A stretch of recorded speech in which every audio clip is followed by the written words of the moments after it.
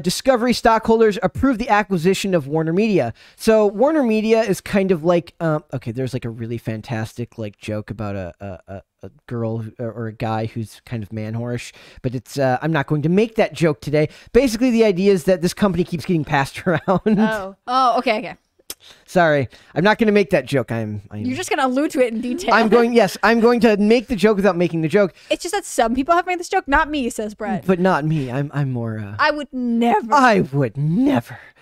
Disney stockholders approved the acquisition of WarnerMedia. I don't know how they wouldn't have, given that they allowed Disney to buy Fox, even though like it was very clearly there's a very clear case for antitrust there. But it says Disney Discovery announced. By the way, that is the ugliest logo in the history of logos. I think it's supposed to look vintage, but it doesn't look right. All it looks to me is The Simpsons. What about their like WB that was like on the water tower thing? I like that one. That was the classic. What are they doing? So it says also like this font underneath that says the stuff that dreams are made of. It looks like someone's like, we gotta put something there. Comic Sans. Too much like space, so we can't make it bigger. Yes.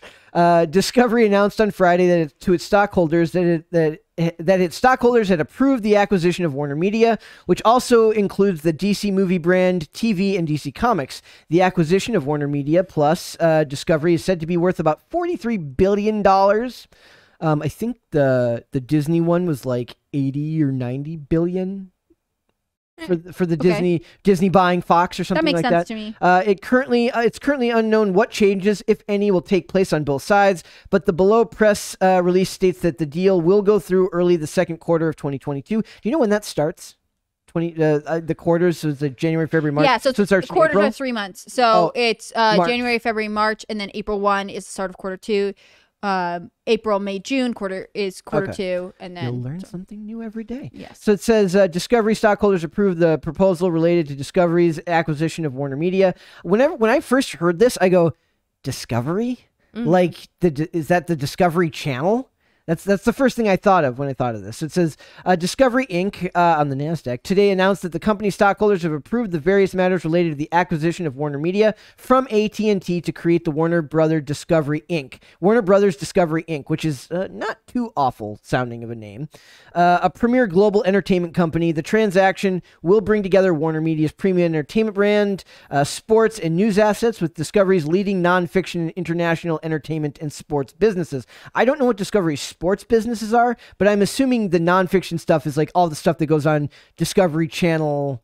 All those are, properties. And Discovery does some, if I'm not mistaken, some like not reality TV shows, but like, well, yeah, like documentaries and stuff. Kind of documentaries, like some, I think, I could be wrong, but I think at one point they were doing like, they were behind the series that did like, I'm pregnant and insert blank thing. In jail, homeless, like whatever else. I could be wrong on that one, but some stuff kind of in that vein. Yep. So, and what I thought was interesting, the reason I wanted to cover this is because I was thinking the first thing anytime I see something like this, all I can think about is the poor workers who are about to get laid off. I'm assuming bloodbath ends up happening, right? That's what happened when AT&T bought Warner. Yeah. Was a lot of layoffs came about. So Article 2 here says this is Warner Brothers ratchets up layoffs across HBO, Turner, and Warner Brothers. This is from 2019. Now this is the first time this happened when they were purchased from AT&T, right? So it says, or by AT&T, it says the bloodshed isn't letting up at WarnerMedia. The entertainment colossus, formerly known as Time Warner, whose name was changed after its merger with AT&T, has recently axed 49 jobs in New York alone as it eliminates overlap across its HBO, Turner, and Warner Brothers units. A state government filing revealed on Thursday. The figure doesn't include a host of big-name exits connected to AT&T's restructuring of the division, which kicked off in March. So I imagine that we're going to start getting like notices like this once this goes through, that the same exact thing is going to happen, that positions at Discovery are going to overlap with Warner as it was with AT&T. Sure. And then I just wonder if like those people are already like polishing their resume, because this is like I'm assuming a lot of these people had holdover from the previous transition, but it's like I found this it's basically a like a timeline of the original purchase. So it says AT&T's short bumpy ride in Hollywood, timeline of WarnerMedia's road to Discovery spinoff deal. So in 2016, the first report surfaces from the Wall Street Journal that AT&T is in advanced talks to acquire. I still remember watching like Collider or something, like, or listening to a podcast going to work one day and hearing about this. So it's just like, this is a weird, like, I feel like I just had this, even though that's some like deja vu. Yeah, like it's like that was, but I mean, that was still a long time ago. That was like 6 years ago, but that's not a long time when you think of the size of these companies and being sold over and over again. It's like Sprint was only bought by AT&T once. There was not another, and then AT&T was not then sold to another phone brand. AT&T unveils its agreement to acquire WarnerMedia for $85.4 billion on October 22nd. So it's lost value if you think about it that way. It's being sold for, what was that number, 43 point something billion? Yeah, it's nearly half. So it's half the value. Republican presidential candidate Donald Trump, who's repeatedly criticized CNN and vowed to block AT&T's acquisition, is elected president of the United States. He didn't quite follow through on that promise. On February 15th, Time Warner shareholders approved the merger. So that's the stage we're at now in the new one. So we go down here and it says FCC chairman Ajit Pai refuses to review the AT&T Time Warner merger passing decision to the Department of Justice. How would FCC? That's like the Federal Communications and I forget what FCC, but it has to do with television and movies. Yeah, they oversee like media. Yes. So AT&T CEO Randall Stevenson and Makan Delrahim, ahead of the Justice Department's antitrust division, meet to discuss recommendations for AT&T to divest DirecTV or Turner Broadcasting to assuage antitrust concerns. So they had to get rid of the same thing happened with Disney. They wanted to, when they bought Fox, they weren't allowed to purchase like the sporting divisions of it. They had to leave that separate. So I don't know if we look at this timeline, we're at the part now where they've unveiled it. So we would have to wait to hear now from the FCC. The shareholders have approved them doing it, but we haven't had any official word from government on whether it will be allowed to, though I imagine it will be. I don't see any reason why this one would go through at a larger number and the other one wouldn't, especially at a devalued rate, right? So it says the Justice Department files a lawsuit to block the AT&T Time Warner acquisition. The feds say the deal would greatly harm American consumers. AT&T blasts the Trump administration for its radical, inexplicable departure from decades of antitrust precedent. So then we go down to 2018 to 2019. I just want to go through these are more like, it says AT&T rebrands as Time Warner, as WarnerMedia in 2018. So we've moved a year now.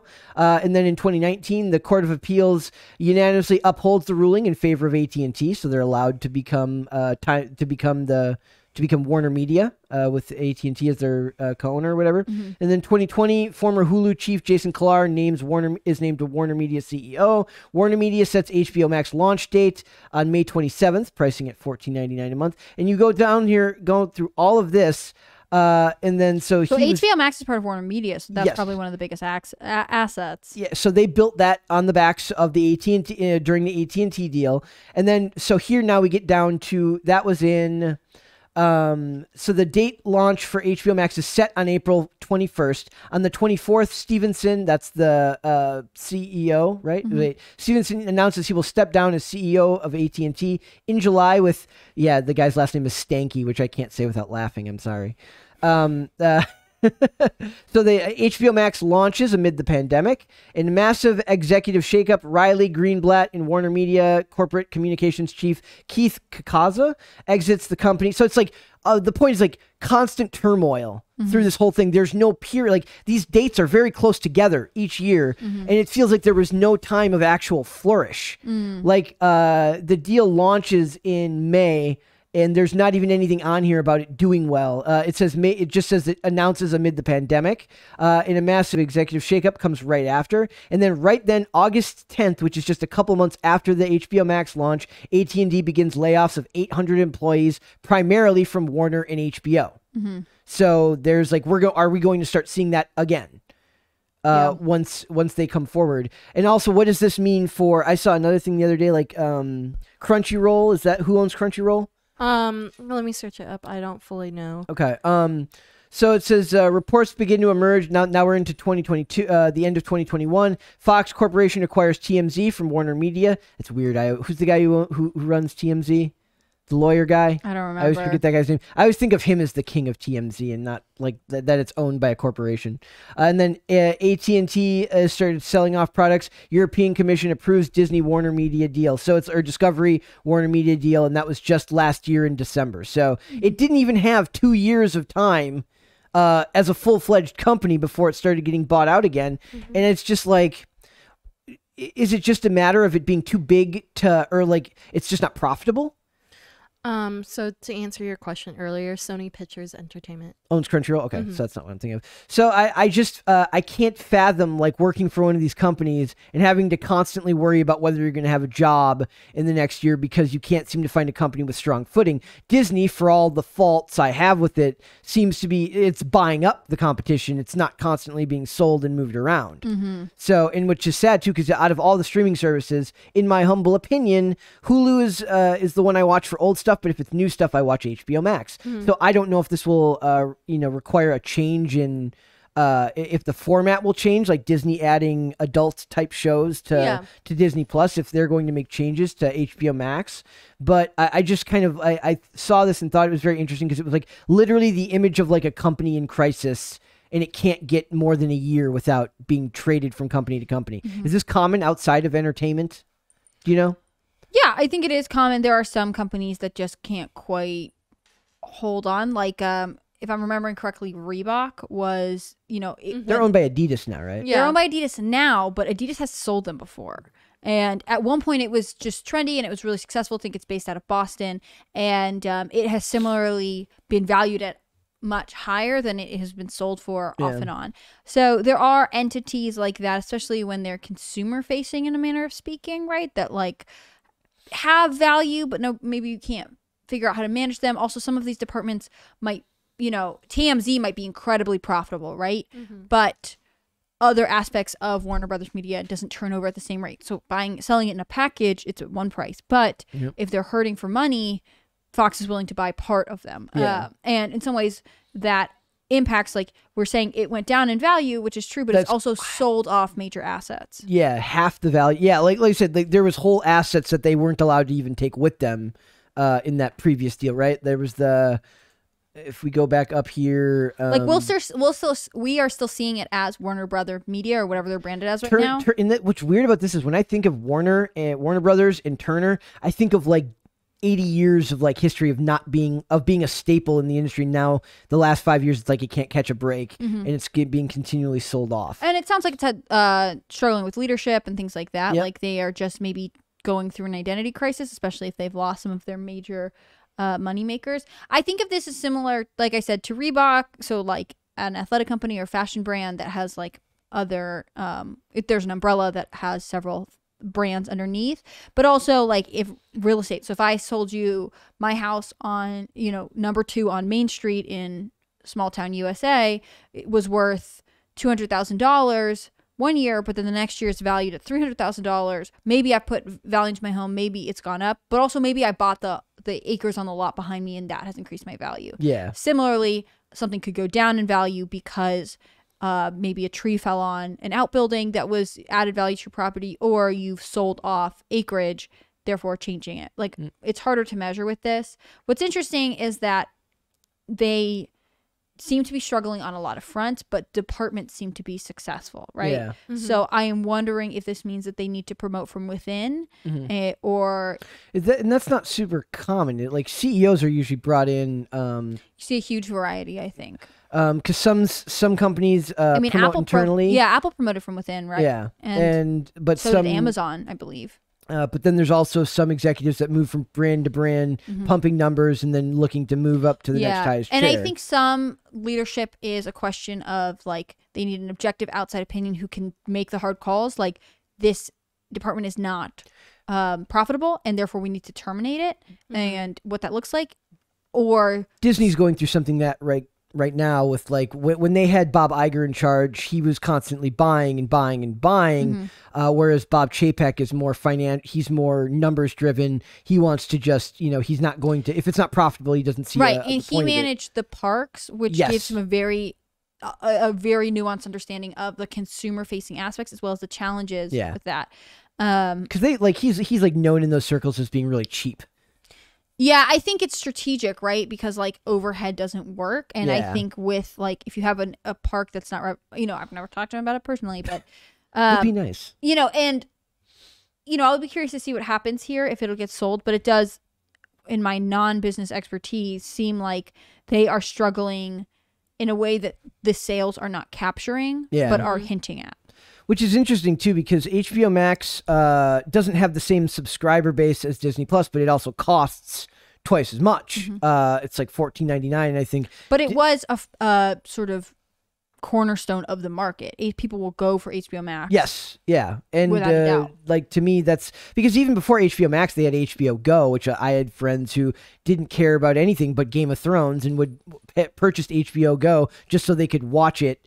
After it aired. So are they suffering from just like they have Euphoria now, so they need that go-to show to pull people back in, and that's very hard in these markets. I don't watch HBO Max much for new stuff. I watch it for the DC animated movies, and I watch it for like certain shows that they don't have elsewhere. Like Fringe is on there, and it's the only place I can watch it without ads. Other like IMDb TV has it, but you have to watch ads with it. But most of these services I'm not watching is like a new show comes out every few months that might catch my interest, but it's not like every week something new comes out and I want to watch it. Usually you're just trying to find the place that has the best old stuff that you want to watch, and that holds you over until the next interesting thing comes along. Yeah. Netflix, I go through cycles where I'll watch old episodes of either NCIS or stuff like that. But then they had the Adam Project came out, and I actually really liked that. That was a good movie. But it's like it's almost like you're going between these services, and none of them have really hammered down a way of being like a leader in new content only. And I think that hurts a lot of these things. But there's just a lot of like you were saying, like struggle with leadership here. I'm seeing so many like so and so resigns. It says.